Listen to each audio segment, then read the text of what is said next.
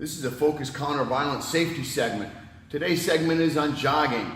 We're going to give you 3 safety tips to stay safe while you're getting fit. Hang in there. So our first tip in jogger safety is color code your route. So I want you to travel your route, get in your vehicle, right here, travel your route, and try to find exit points for strategy. If you had to leave, someone across, where would you go? How would you run?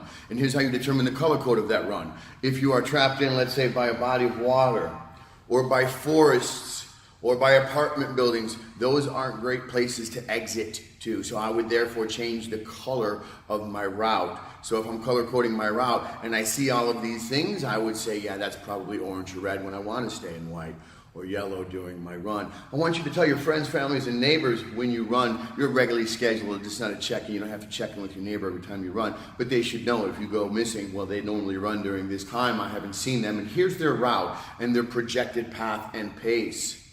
Okay? Pre-game. Safety is in the pre-game.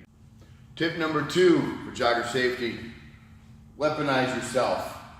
Now, I don't suggest that you carry an AK while you jog, but I will say that there's a lot more weaponry that you have to your advantage than you think, and I'm going to give you an example, something we call the Weapons app. Weapons app is just that, it's your phone. It's a hard shell plastic case with a glass cover that we find ourselves staring into all day and holding all day.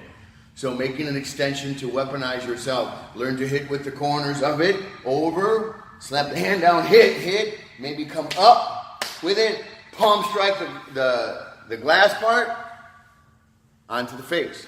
So use the thing that you have the most to weaponize yourself if you feel uncomfortable carrying weaponry. And to be honest with you, it's already in your hand, it's already accessible, or it's very close by. All right, a third tip on jogger safety is contact management. And contact management is difficult when you're jogging, you got people passing you.